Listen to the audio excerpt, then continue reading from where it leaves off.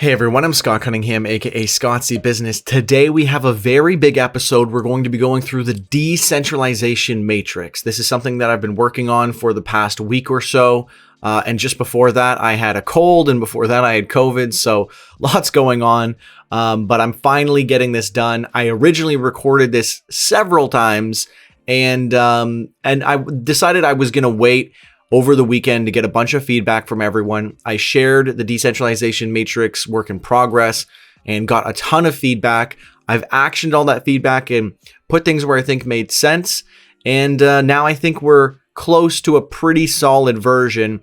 I think this is very important. So I'll probably do iterations of this like I do with a lot of my other stuff going forward, and sort of update this and adjust based on feedback and what people think makes more sense.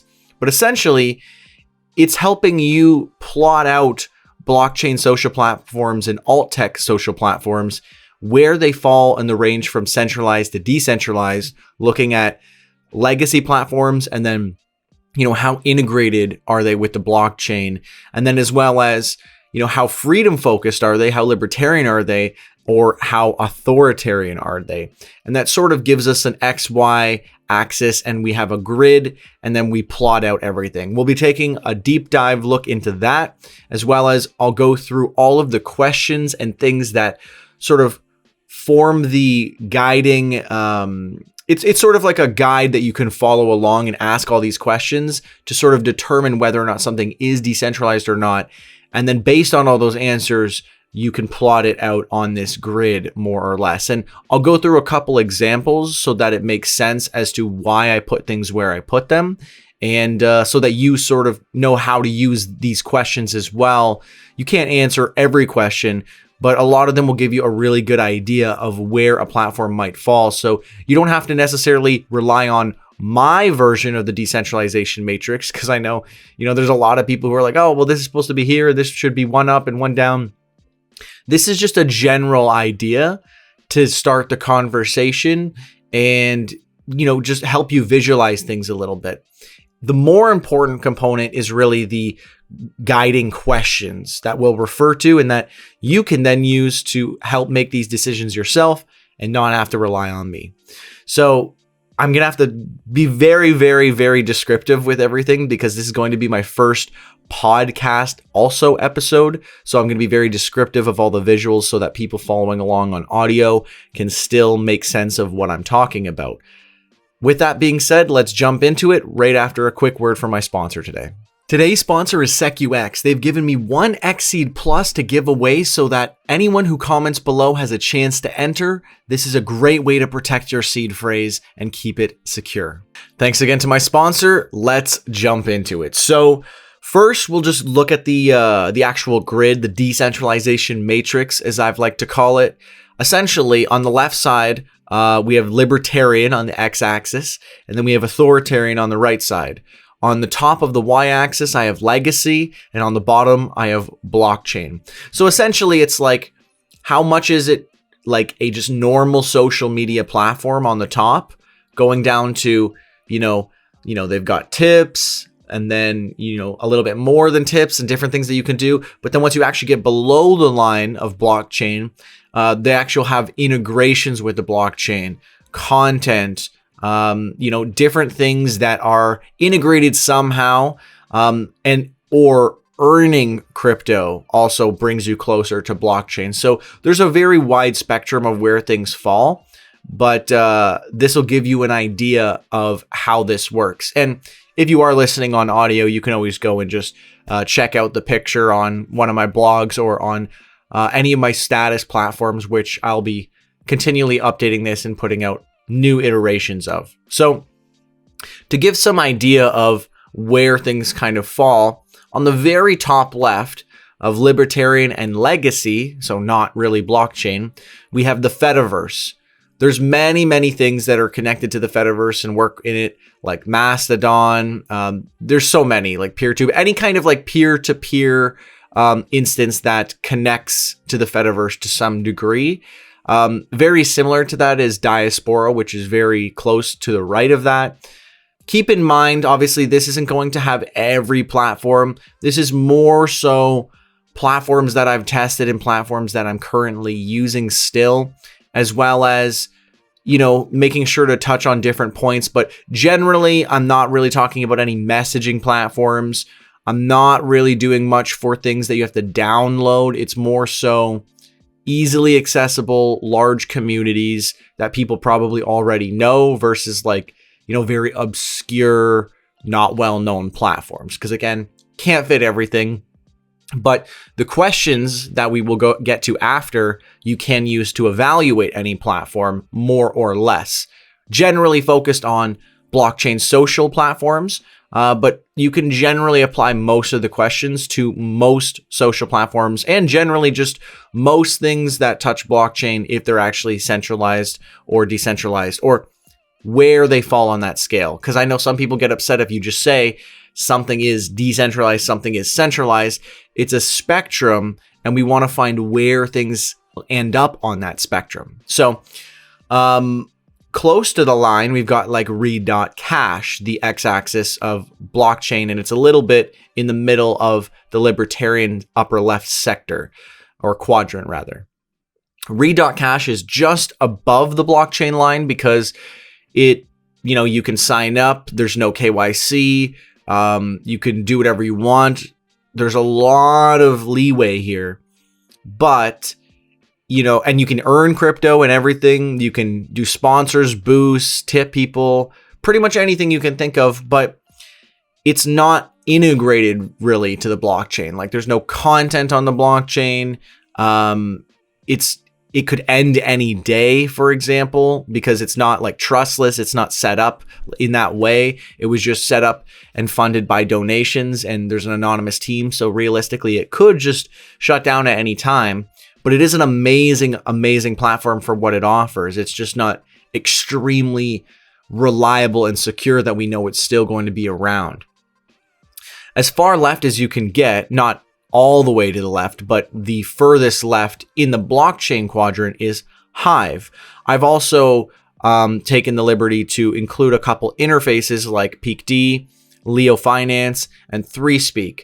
I know there's many people who would argue that they deserve to be separately added to this, but it's unrealistic to have every single app that's connected to a protocol listed here, for the same reason that I just have the Fediverse up top, not all the individual instances and things like PeerTube, Mastodon, etc.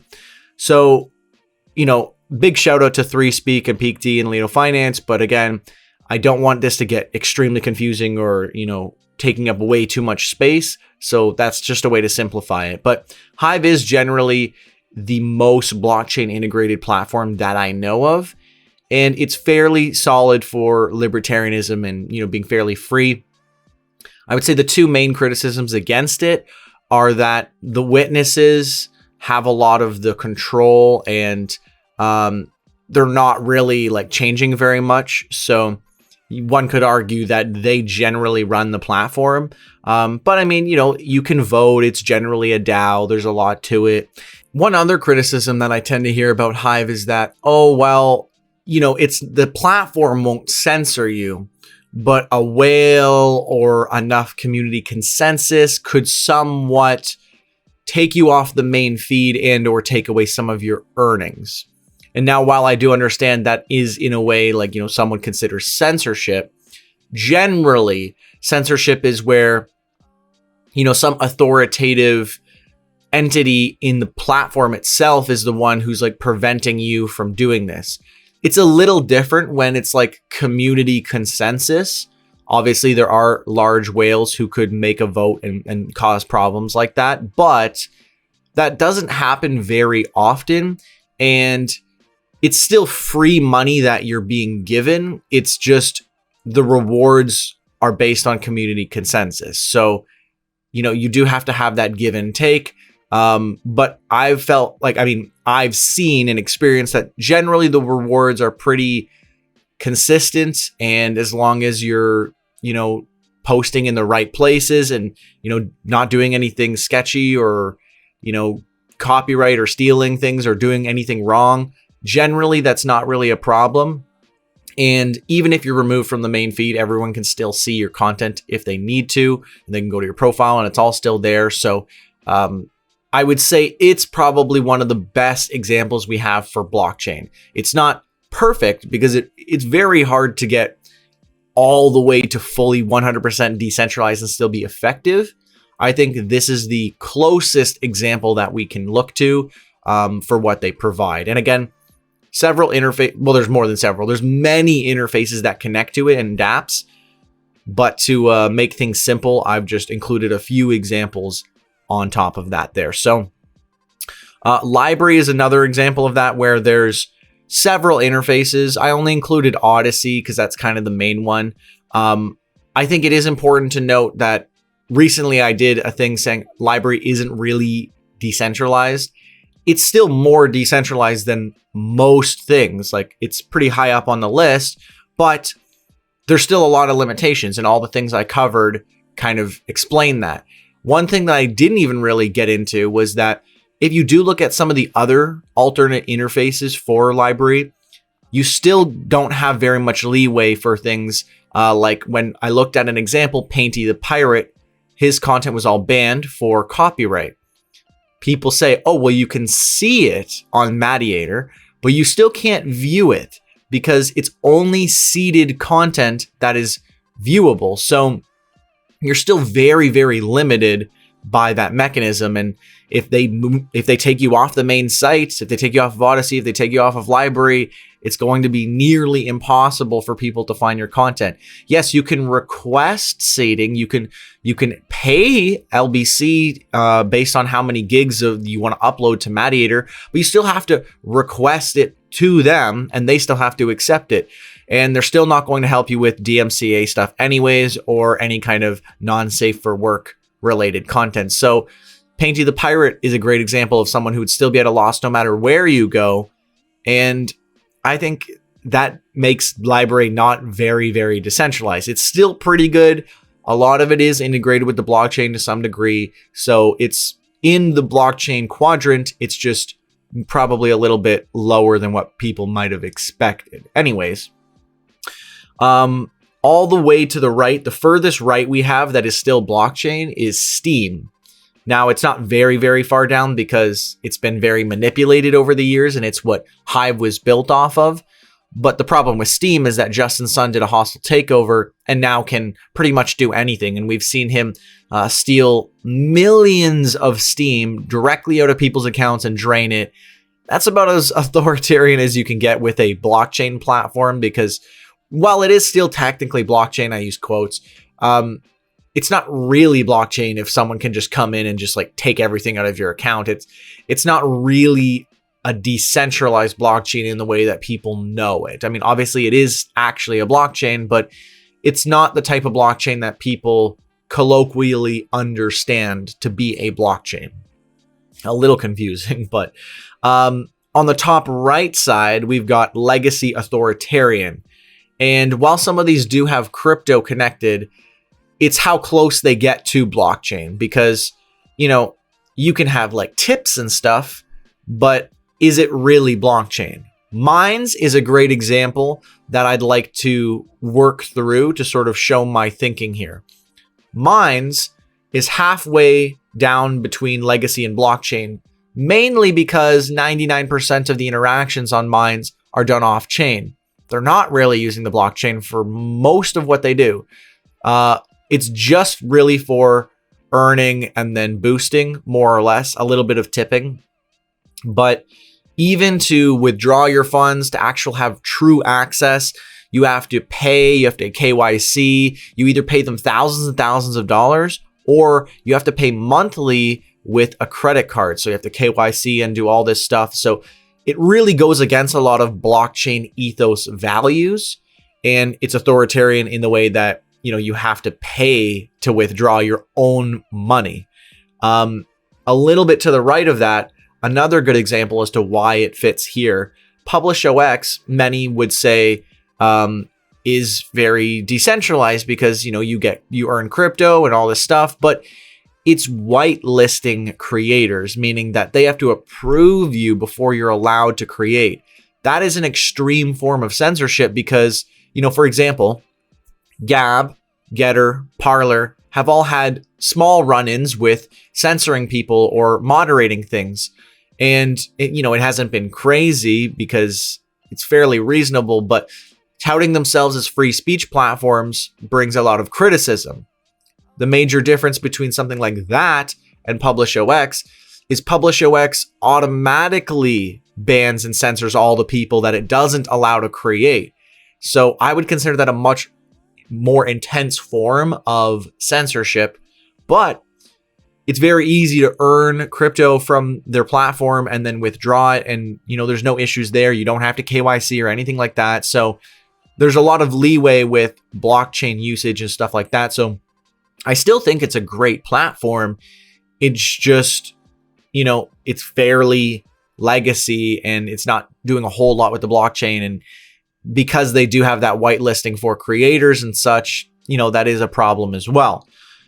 And then at the very, very top right, 100% legacy, 100% authoritarian, you've got the main Facebook, Instagram, YouTube, Medium, Twitter, you could add in everything else if you wanted, Snapchat, Tumblr, etc. But that's really just to sort of paint a picture of where things fall to give you a better reference as to where other things might fall on this chart.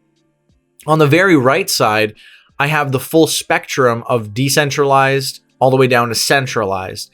And essentially what it's doing is taking all these plotted out logos, these platforms, running them through all of the questions I've come up with that we're going to go through, and then deciding where they really truly fall on the spectrum of from centralized to decentralized.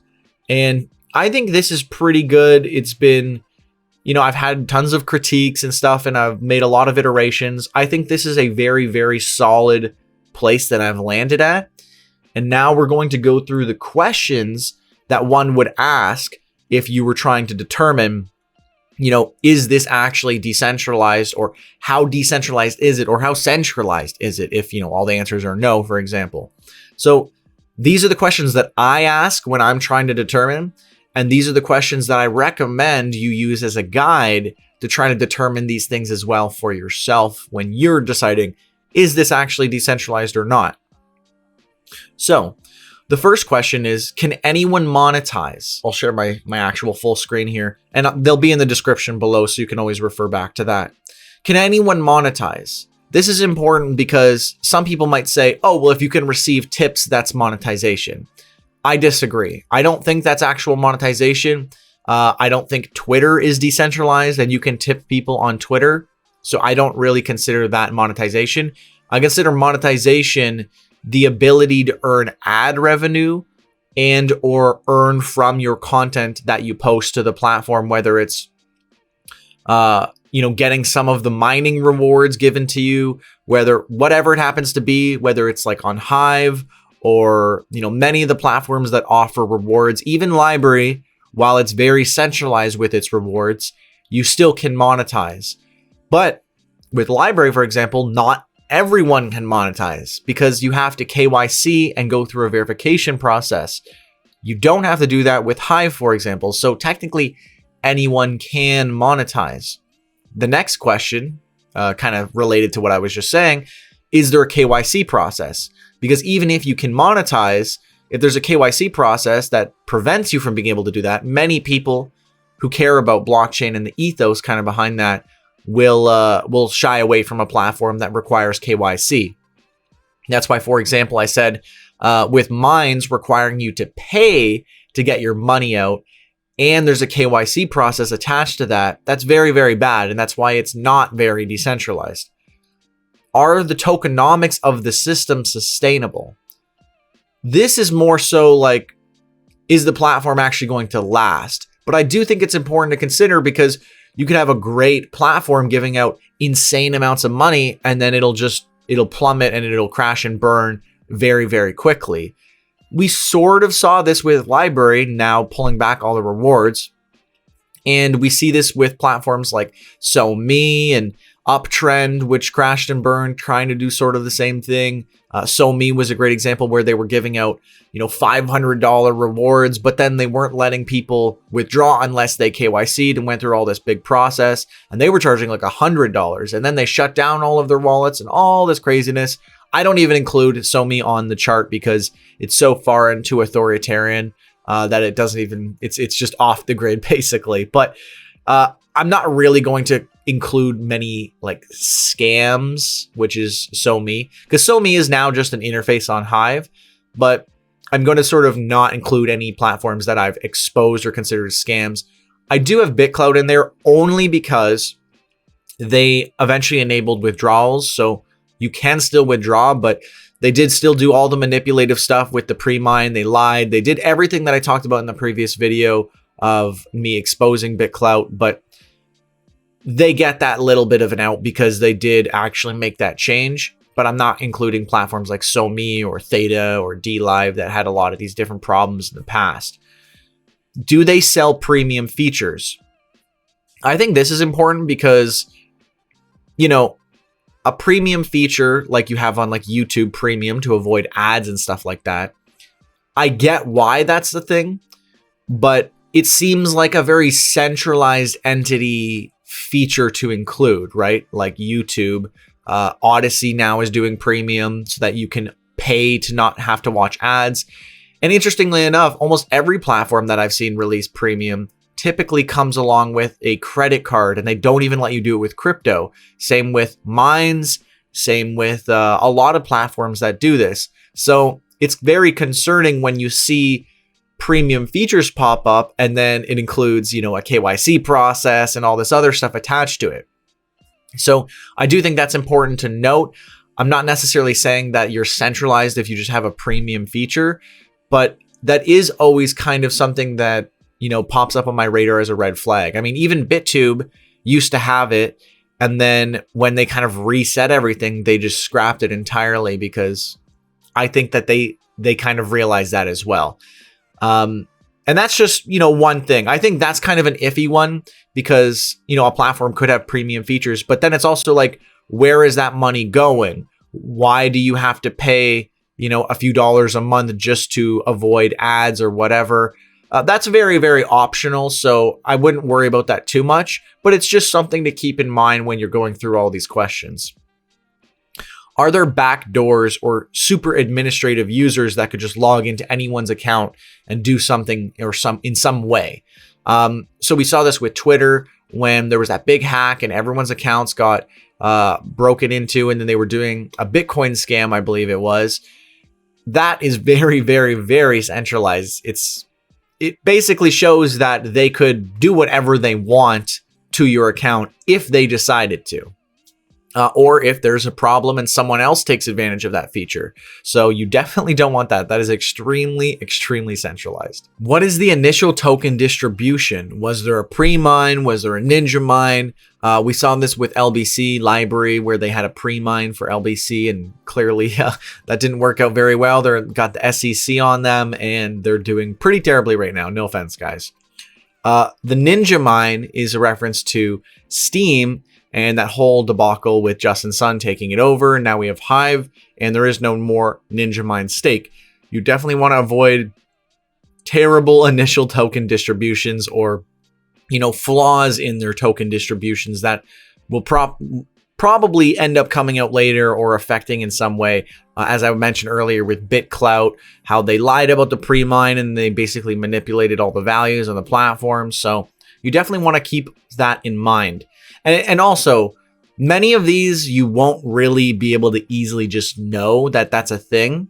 So generally, if you're just sort of prospecting, checking out a platform, evaluating it very lightly, you just want to stick to some of the questions that are easy to answer. Can anyone monetize? Can you just sign up and start earning? Is there KYC? Do you have to provide any serious details about yourself to actually get on the platform and start using it? There's many of these things that are very easy to test. Like, can you withdraw your funds, right? Deposit a tiny amount and then just try to withdraw it. And that's the easiest test to tell if something is very centralized or not. Because if you can't get it out, That is a very, very big problem. What is the ratio of tokens staked versus liquid tokens, and how many people are staking? This is a little bit more technical because, it's not that important, but say there's only a handful of people staking and they've got like all of the coins coming in for rewards are going to these few people. That is kind of concerning because that's kind of centralizing the system more and more over time. But there's a lot of different ways that can play out, and it's hard to, like prevent wealth concentration, and you really shouldn't prevent it. So that's that's not the easiest one to determine, but it is something to consider if you can get that information. How many core developers are there for the platform? Like with Read.cash, there's just a handful of people. It's an anonymous team. That's not very reliable to me. That's very centralized. I don't know what's going to happen tomorrow. Will it still be there? Who knows? It's all up to them. Whereas like Hive, you've got tons and tons of people working on it, and it's through a DAO, and they're hosting nodes and doing all this stuff. So that's a much better situation. But then you've also got, the number of application developers. So like, can other people actually come in and work on the project and build their own stuff? So, there's people building out interfaces for LBRY, although I've talked about why they're not really that good because they're still extremely limited by the seeding that would be done on the LBRY application. So they're still kind of beholden to that. There's still a lot of limitations, whereas like Hive, there's so many interfaces that are being built and tons of people working on them and building out new services and things for you to use.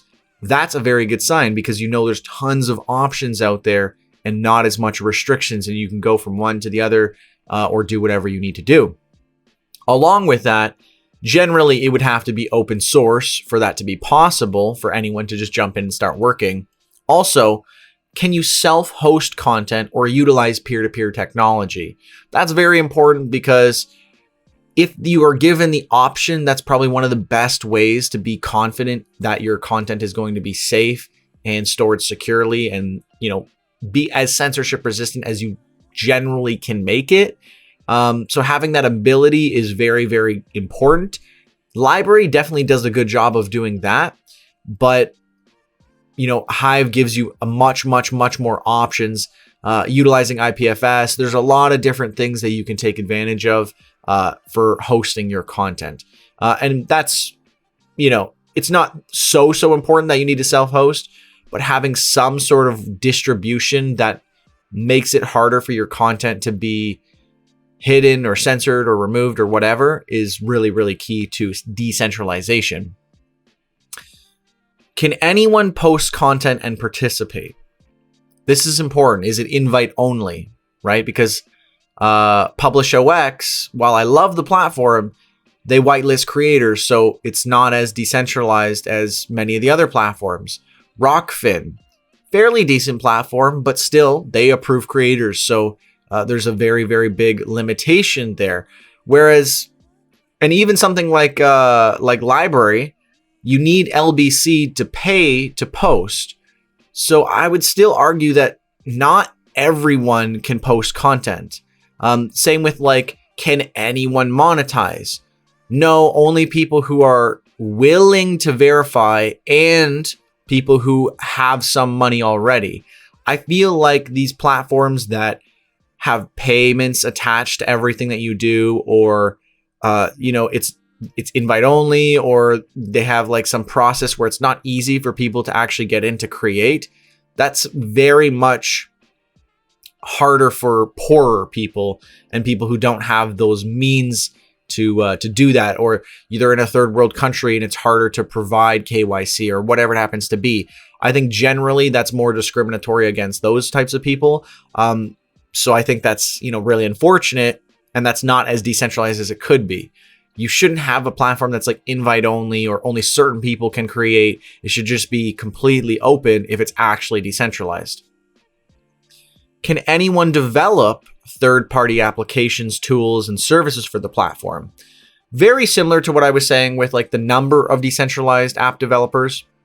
But the difference here is can anyone do it, not how many are there. And again, that kind of goes back to, is it open source? Is it fairly easy to understand? A lot of those kinds of things, because if it's open source, but it's extremely complex and impossible to use, then is it really that good? Because only the people who know how to use it are the ones that are going to build anything. And in a way, that centralizes what is possible to those people. So wherever you can open things up and get more people involved, the better.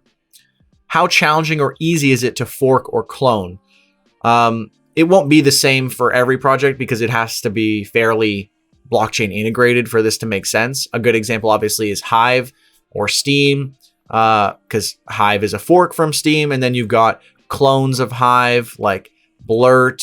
DTube was originally based off of that infrastructure, and it's got its own chain now, but it's fairly similar. So being able to easily do that is very important, because you could have like a hostile takeover, for example, like what happened with Steem, and then they created Hive fairly quickly, as well as, if you want to do something different and it's not just an interface that you want to build something entirely new, but still based on the general principles of like Hive, for example, you can clone it and start doing your own thing. So there's a lot of different ways that you can do this. How is privacy handled? This is kind of a nuanced one. You have to do some critical thinking, because privacy, for example, on a platform that has no KYC like Hive, you could technically be fully private with your posts and your content because no one really knows who you are in any means of the word. But everything you do is still public. All of your transactions, every message, every post, every comment, everything is fully public, but you yourself are hidden. So it is fairly nuanced because, again, you could have KYC and then everything is private, but the entity still knows who you are, so you're not fully private. Or you could have no KYC and everything is fully public, but technically you're private if you want to be anonymous. So it's very nuanced. You do have to do a little bit of critical thinking there to decide which way that sort of falls. How concentrated is the wealth of the ecosystem? This one is very nuanced as well, because I don't think you should prevent wealth concentration. That's not good. That tends to lead to socialism. But if a system is entirely controlled by one person, obviously that's very centralized if they control all of the wealth and all of the decision-making power. So you do have to consider that, but, have that nuance that you shouldn't really be preventing wealth concentration if people are just managing to earn it themselves and build up their wealth, or they've invested a bunch themselves and they've put money on the line and then it grew over time. I think that's very different from starting a platform and making yourself the overlord because you've got all the power and all the crypto. It's very different. Is there cryptocurrency an actual cryptocurrency? A good example of this is like Vivi, the very popular application where people are buying NFTs. But the way that you buy NFTs is you buy in-game points or in-app points called gems, and then you buy it. That's all fully KYC, and it's not really using cryptocurrency to do most of that stuff. Hive off-chain, or definitely not Hive, Mine's off-chain, basically just a point system. And most people aren't going to get that off anyways because you have to pay and do all this extra stuff in KYC. So is the cryptocurrency really a cryptocurrency? I think LBC, while I've criticized it a lot, it is fully a cryptocurrency. I mean, they're being investigated by the SEC, but you can still withdraw it, do whatever you want at any time. It's all on-chain transactions. That's solid. Same with like Hive and many other platforms. Does it support, and more importantly, uphold free speech? Now, a lot of these platforms claim that they like free speech and they're all about free speech. I would say that's still going to rank them a little bit better than platforms that fully say we don't respect free speech, like Twitter, which literally recently, I think it was maybe a month ago or 2 months ago, their new CEO came out and said, free speech is just, like for the US, but we're a global company. So we go beyond that and we do more. They add much more rules on top of it. So they don't really respect free speech and they don't uphold it either. And then there's platforms like Gab, Parler, Getter that are all very gung-ho on the idea of free speech, but they still, do moderation and censorship as well, just on a much smaller scale. And I still think a lot of the instances aren't crazily unreasonable. But when you're marketing yourself as a free speech platform, free speech absolutism is a hard fight to fight when you're saying stuff like that. So it really, really depends. The only really safe thing is when it's actually a trustless solution built into the blockchain, or, in some way that they can't just claim it's free speech. It is free speech by design, and there's no way to get around that. Jumping real quick to the last question, how many factors that we're discussing today are actually trustless solutions versus just claims and policies, right? Even Minds in their terms and conditions has, many things that are like, well, if we need to ban you, we can ban you. When a platform doesn't have any terms and conditions at all, that's probably a good sign. Hive, for example. How is moderation and censorship cases handled? This one is pretty nuanced because there's a lot of different ways that this can be done. Minds has like a jury, but they do a lot of censoring of different things on their platform. Hive is a consensus of the community, but there's also people who have a lot of power and can sort of jump the line in making that consensus and make that happen. So there's a lot of ways that moderation and censorship are dealt with on many platforms. You just got to consider how that's done, and if it's done in a way that is very centralized, like Twitter, where they're just, hey, you're gone, no recourse, whatever, versus all the way down to like Hive or some of these blockchain platforms where it's very, very challenging to be censored in almost any way. And even if, for some reason you are, everyone can still generally see your content. You could still receive tips. Still, all of these things are possible, and you're not being like limited in any way. But, there's still got to be some sort of way to deal with that. It's just, how are they doing it? More importantly, or not more importantly, this is kind of like a subset of that. Do they go after copyrighted material? It's not that I'm pro piracy, which I sort of am, but that's not really the reason here. It's that if they can go after copyright material, those same tools and mechanisms that they can use to take down copyright material from like a centralized entity that does this, like LBRY going after a channel that has copyright and taking it down, that same mechanism can be applied to anything else. It's just they promise they won't do it or whatever, or they say they'll only use it for those certain things. But if they have the tools in place, it's absolutely possible for them to apply that anywhere else. There's no blockchain like smart contract preventing them from doing this. It's just the same as, more or less, it's just the same as Twitter or any other legacy platform saying, well, this is copyright, we're going to take this down, versus a platform like Hive, where someone might notice that you're stealing copyrighted material and presenting it as your own. So they might downvote you so that at very least you don't earn any rewards, because there's no reason why you should, versus, preventing other people from even seeing what you're posting. It's not being censored, really. It's just that there's a consensus that you shouldn't really be earning for other people's work. But then there's many platforms that are just fully, they don't even really worry about that at all anyways. So if they can go after copyright material is something that you really need to consider, because again, those same tools can be applied anywhere else, generally. Is the governance decentralized? There's a lot to this. There's a lot of sub-questions, but it's essentially, is the decision-making processes centralized or decentralized? While it's fairly concentrated on Hive within the top witnesses to make their choices on what's going to happen to the platform, it is a DAO, so it is much more decentralized than just, LBRY Inc., which became Lab for Mars. They control all the governance of the platform. They control all of the monetization and what happens there. And we've seen that they can ban channels and hide things and do tons of stuff. It's very, very centralized in what they can do, but it's still more decentralized than a lot of other platforms. If there's a CEO or a company behind the project, you also open up a lot of room for problems.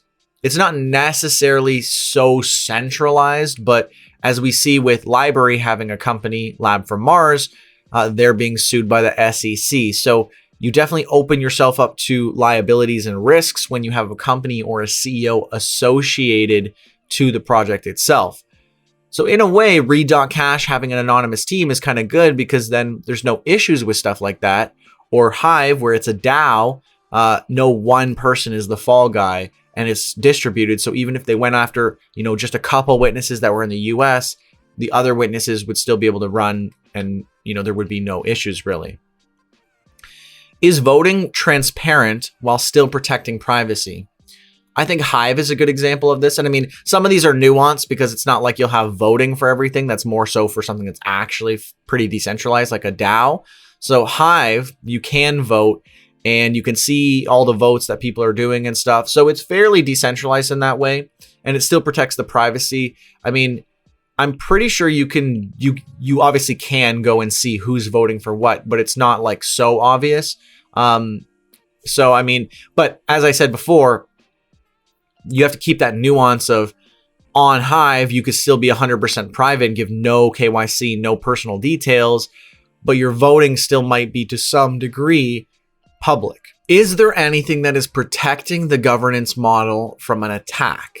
A great example of this is when Steem had the hostile takeover from Justin Sun, Huobi, Probit, and Binance. And I'm still astonished to this day that people still trust those platforms after what they did with user funds that were used for governance, which I would assume is just illegal, but regardless. Now, Hive has a 30-day power up before you can get into governance to sort of deal with that and delay that problem and then be able to address it with the community, etc. So being able to protect the governance model from attack is pretty important as well to actually secure the decentralization aspect, because as we saw, Steem became fairly centralized because the governance model had that liability and it was taken advantage of. So does the project actually use and integrate with a blockchain? This is important because that's largely the y-axis of, legacy to blockchain. How actually integrated is it with the blockchain? And some of the questions you can actually ask to get there, and this is a little nuanced because it depends how the blockchain is actually built. I'm kind of using Hive as a leading questions here, like how many nodes are there? How distributed are the nodes? So obviously you want as many nodes as possible so that if some go down, it's not going to, massively affect the network. And then you want them to obviously be distributed because, as I said, if they were, say, all in the US and then there was a problem in the US or the SEC was going after them, then they could all be shut down potentially. But if it's distributed across the world, you're much more secure because it would be very hard for everything to go down unless there was like a global blackout, and you'd have much bigger problems than your Hive nodes. What is the barrier of entry to start a node? I think this is important because if it's very, very challenging, only a small portion of people are going to be able to do it. Or if it's very expensive to start doing it, only a small handful of people are going to be able to. And that's going to centralize like the power a little bit. And you obviously don't want that. But you don't want it so easy that it's like one click away and everyone's just kind of churning these nodes and then like quitting or whatever. And that's a less effective system. So there has to be some barrier of entry, but low enough that it's not causing problems for people to get in. Are they incentivized fairly, the people running the nodes, without over-concentrating wealth to the top players? Again, I don't think that you should prevent wealth concentration because that's basically socialism, but the system should still be designed in a way that not all of the wealth is just going to go to a small handful of people, because then you're just centralizing the power to those people. And obviously you want to try to avoid that, but I don't think you should retroactively be going back and trying to prevent wealth concentration or taking away concentrated wealth. We're almost done here. Does it use Amazon Web Services, Google, Cloudflare, or any other service and relies on that service that would create a point of failure? For example, Gab had all these different centralized services that it was basically banned from, and that caused a lot of problems. Same thing basically happened to Parler. So you don't want to have a single, instance that, or a single point of failure that is basically caused by one of these massive providers, and then that's going to prevent people from accessing your site and basically centralizes a lot of the power, whether or not they intended to these large corporations, because they can just basically turn off the lights at any time.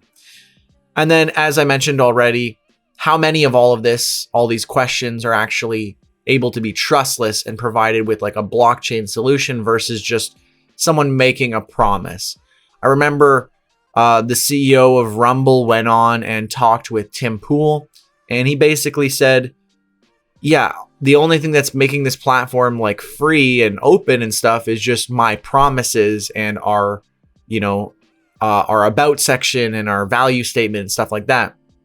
It doesn't really mean anything because at the end of the day, a new CEO could come in and change all that. The CEO could have lied from the beginning or become malicious in the future. Like, you don't want to just rely on someone's word. You want it to be built into the code so that it's basically immutable. Ideally, it would be built into the blockchain code, not just a legacy platform code. That's pretty much it for determining how decentralized or centralized something is and where it would fall on the spectrum, and how I got all those things plotted out on that grid, the decentralization matrix, as I like to call it. There are some further questions to consider. Whether or not the platform is actually good, though, because we're just talking about if it's decentralized or centralized, not if it's a platform worth using. I've been going back and forth as to whether or not a platform being free to use is centralized or not. I'm leaning towards it being centralized because it always is negatively affecting like the poorer people. If it's not free, it's going to be very, very challenging for people to use the platform. And just for general adoption, like someone on Twitter, you go to them and you say, hey, want to use something just like Twitter, but with less censorship? And they're like, perfect, that sounds great. And you're like, yeah, you just have to pay a bunch every time you post. And they're like, oh, okay, obviously that's not going to be a thing. And a lot of people say, oh, well, like you have to put in the work if you want decentralization. You have to pay for it. You have to host your own server. You have to do all this stuff. And it's like, listen, all you're doing is scaring away normal people who obviously aren't going to pay, and they're obviously not going to do all that stuff. So you can say, oh, you should have that. That's what true decentralization is. This is from the standpoint of, is that realistic? What is actually going to happen? What will people actually be willing to do in the real world, not in theory? So that's very important to consider. Does it have working media functionality? Like, is the site actually, got content on it? Are the load times reasonable, or is it pretty much unusable? Is it easy to sign up and get onboarded and get started? Is there a decent sized community? Are there language filters, or is it, because if you go on a website and it's all a different language, more or less, that feels like spam. It's just spam because you have no idea what's going on. So having some sort of language filters or something like that is generally ideal. Or, if it's like an English first platform for English users, that makes more sense. Obviously, there's no issue with having a platform that's focused on a specific language for other people. But given that this is an English channel, obviously we are focused on English. Do you have to download something to use it? So I've generally stayed away from platforms that require you to download stuff to use the platform, because I know most people aren't willing to do that. It's very different from if you have to download a mobile application versus like installing something on your computer to use it. The last question is, does it have a mobile application? Because again, that's very, very easy and simple, and people are not very hesitant to download just an app on your phone. But people are very hesitant to be installing and downloading all this stuff on their computer to be able to use a platform that they could just otherwise download something on their phone or just access via a web browser. So that's pretty much everything. I know this was a very, very long video, so I really appreciate everyone who stayed to the end. I wanted to be as thorough as possible talking about all of these questions and why they're important to consider. I'm sure there's some other questions that you could be asking. I would love to know what those are. And if I feel that you've given a really good recommendation, I will include it and make an edit so that it is also included for people to refer to, because what we're doing here is creating the best guide possible for you to be able to just apply to other platforms yourself without having to rely on me to do the legwork for you. You've got this template to sort of apply. And then with the visual component here, this just helps you get an idea of where things generally fall, so that when you're evaluating a new platform, you could say, oh, well, this is really similar to this platform, so it might fall somewhere similar. Let me just ask some of these questions. Oh, does it have KYC? Can anyone monetize? Da, da, da, da. And you go through, and then it's very easy. It's a lot easier for you to plot something out and get an idea of where things fall. The reason I think this is so important is with, all these concerns about Elon Musk buying Twitter and stuff. CZ from Binance owns the largest share in Forbes. Jeff Bezos owns the Washington Post. It's becoming much, much less reliable to be, relying on them for genuine information, and having a decentralized alternative that you can go and use and refer to and not have any issues with is very, very important. And I think a lot of people don't know much about these platforms, or they don't know if a platform's truly decentralized, or it's just saying, oh yeah, we support free speech, we promise, versus actual trustless solutions. So you can refer to this. This is by no means a final version. This is a work in progress. So I'm happy to continually work on this and update this over time. I'm still accepting all recommendations and suggestions and making changes based on that. So please leave all your recommendations and rationale, because I do need some sort of reasoning behind why you think things should be somewhere.